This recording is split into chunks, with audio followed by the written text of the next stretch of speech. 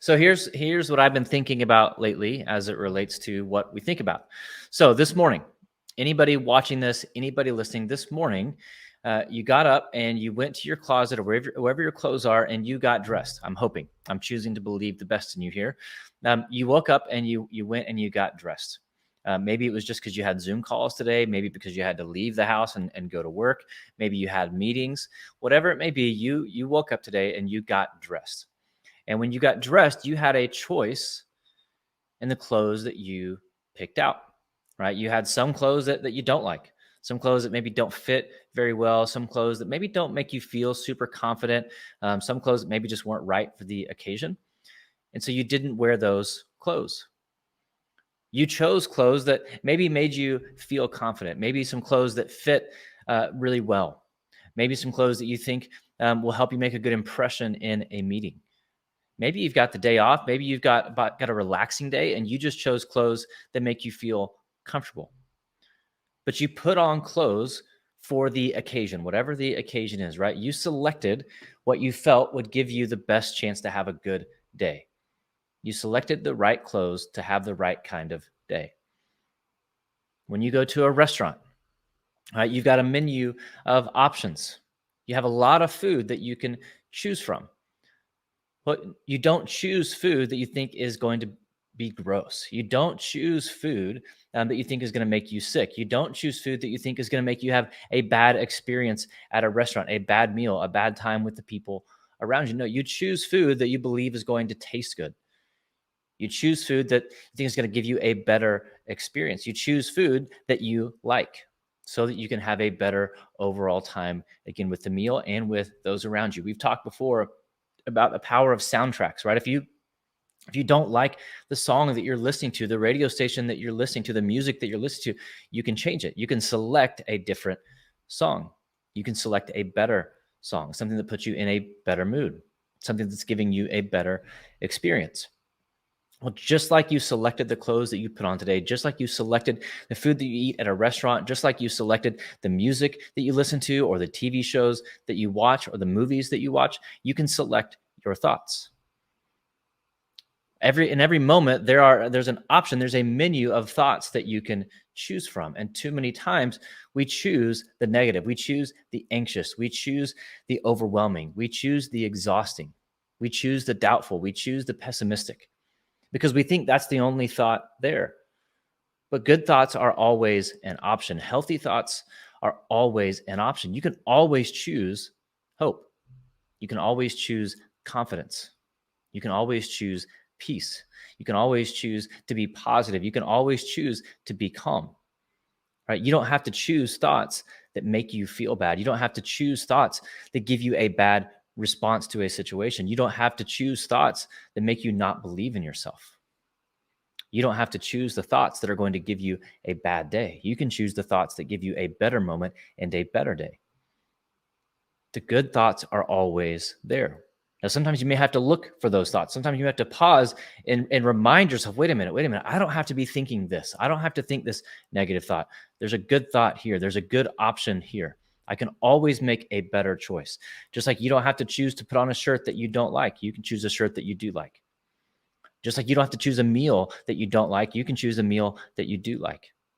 You don't have to choose a thought that you don't like. You can choose a thought that you do like. You can choose a thought that is helpful.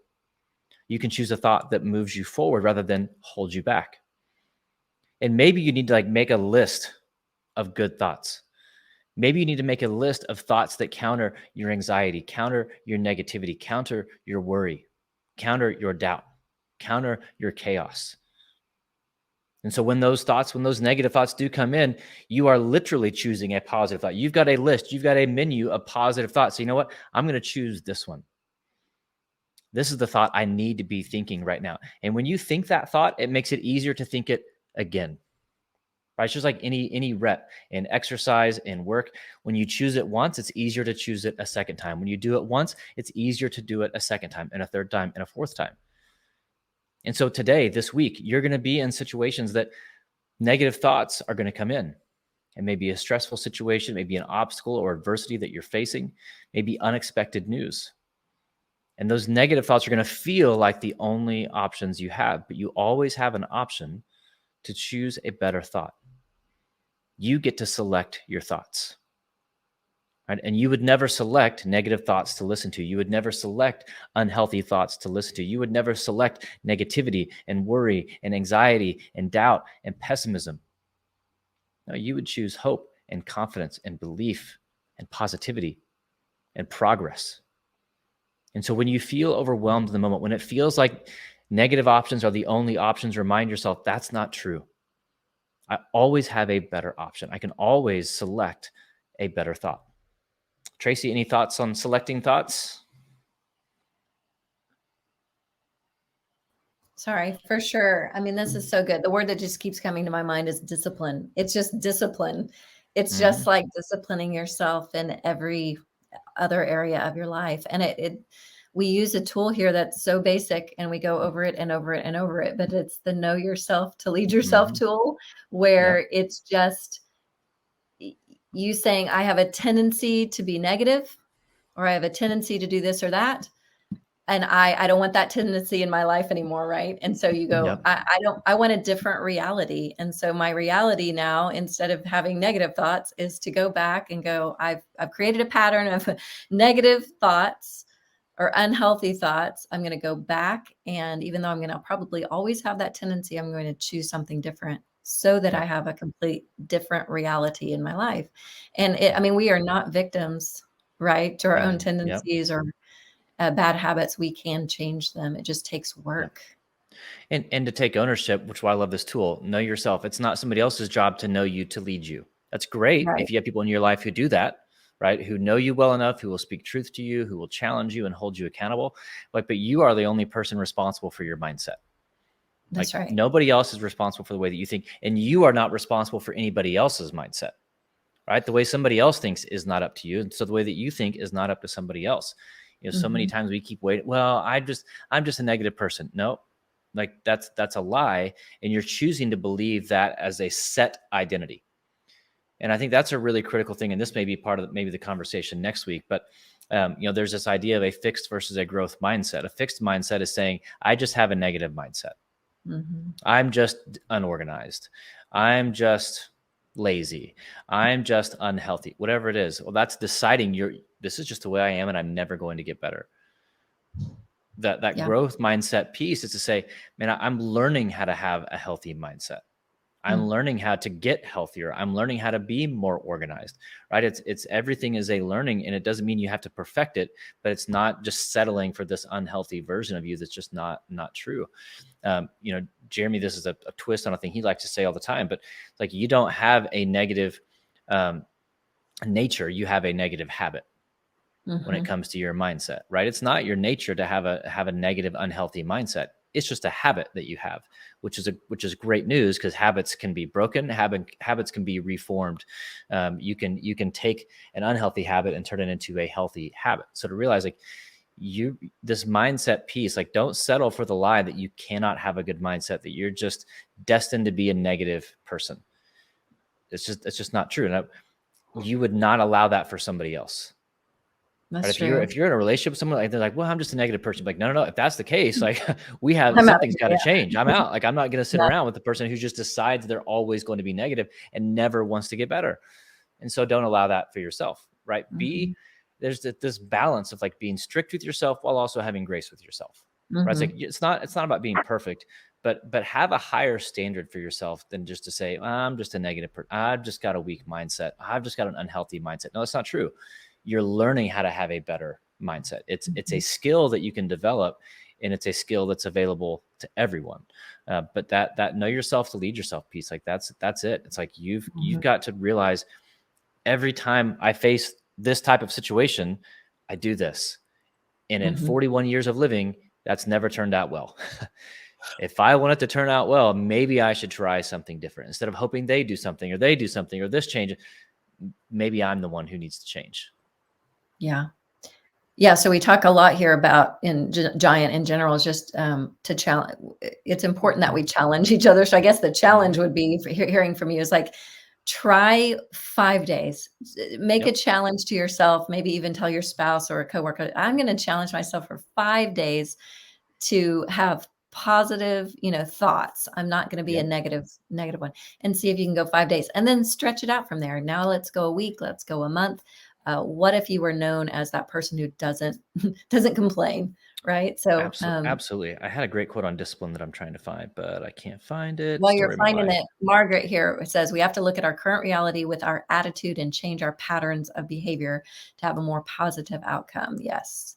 Love this tool. Amen. And I don't know if I've ever told this story before on Monday Mindset, but my dad, he's passed away now, but he did this thing in regards to discipline for himself. Every January 1st, he would pick something that he loved, that he gave up for an entire year. And the only reason he did it was to practice self discipline. And it was Mm, normally a food item. He loved food. So one year he gave up popcorn, which is something he ate a lot because he loved to go to movies. And so he would just challenge himself to see if he could do without something he loved for an entire year. And I yep. thought that was a great example. He probably did that 10 to 12 years of his life when I was an adult. And I always found it fascinating. And it, I just thought I thought it was a great idea. It was just practicing that muscle of disciplining yourself to something, and he did it, and it was always a cool thing if he made it to the end of the year. So Well, and you know, I'm going to try to not rant on this. So I'll just say it in one sentence. But we live in a culture where people don't want to sacrifice. Right? They Mhm. don't want to sacrifice. They don't want to discipline themselves. They want everyone else around them to change, to To cater to how adjust, yeah. to make their things easier. And it's like, that's not how it's going to work. Like, you have to get better. The world is not going to get easier. You have to get better. You have to get stronger. And that's a you thing. I found that the quote, it says, "No discipline seems pleasant at the time, but Mhm. painful. Later on produces righteousness and peace for those who have been trained by it." So Mm. to train yourself with discipline leads to a life of peace, because what happens is no matter what happens to you, you are unaffected. That doesn't mean you're cold. That doesn't mean you're turned off to life. That doesn't mean you're stoic, that you're emotionless. It just means like I get to control how I show up in every situation. So to be disciplined in the way that you think, it is a massive, massive, massive competitive advantage in life. Because look around, most people are not disciplined in the way they think. Mhm. They are offended at every little thing. They're upset at every little thing. They're triggered by every little thing. No matter, and this is not a political thing because it's everybody. And Mhm. to be the person, like the person who is disciplined in their mindset in today's world stands out. Because like, Absolutely. man, what's your deal? Like none of this affects you. It's like, no, I'm good. Mhm. I'm gonna control what I can control. I'm gonna focus on the things that matter. I don't need to get angry about that or offended by that or emotional about that. I'm going to be disciplined in the way that I think, and it's such a in relationships. It's an advantage, not an advantage over someone. It's an advantage in terms of having a healthy relationship. It's an advantage in business. It's an advantage in sports. It's an advantage in friendships to just have a disciplined mindset. Complacency can set in, Absolutely. cause us to slack. Oh, yeah, I Yep. think we've talked about it before, but complacency is the enemy of everything good in your life. Mhm. And Right. again, in relationships, in your work, in influence, in business, in money, in your physical health, complacency is the enemy. Like discipline, to Mhm. be willing to discipline yourself. And that sounds, let me rephrase that. Not the willingness to discipline yourself, but the willingness to be disciplined, right? It's Mhm. just this act of being disciplined in the way that you show up, the way that you think.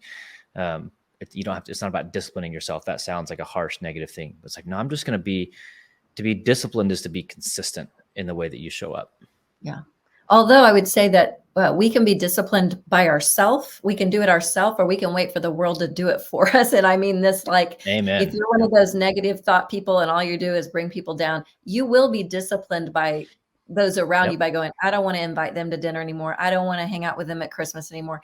You will be disciplined in some way or another. So I would Yeah. rather take it upon myself to change my own behaviors than have to have the world around me do it. That's right. If you don't like being held accountable by people, I don't, learn to hold yourself accountable. Right. Mhm. That's the best way to not be held accountable by others. There's two ways to not be held accountable by others. One, just avoid people, right, Yeah. and just shun accountability. Don't recommend that path. or you just learn to hold yourself to a higher standard than anybody can hold you to, and not in a way that's like crippling or defeating. Mhm. Just like, no, like I'm going to know my weaknesses, I'm going to know my issues, and I'm going to work on them so that nobody else, Jeremy's got the quote in the peace index, like from an emotional standpoint, you need to learn to manage your emotions so that others don't have to learn to manage your That's emotions. right. And it's such a powerful thing to learn to hold yourself accountable.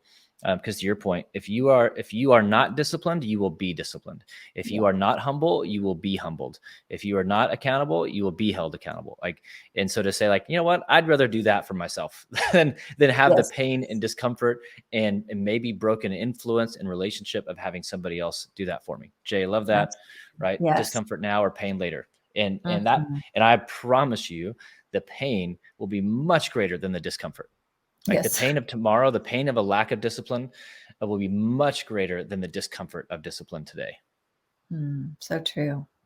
Wow. Yeah, this was great. Great reminder. Love it. Okay, so Kevin, we can hold each other accountable. Let's go 5 days this week. No complaining, positive thoughts. No complaining rule. No complaining No rule. Okay. complaining. Yep. What are you going to pay me $1? Me pay you $1? What's it going to be? Shunning on the air? I don't know.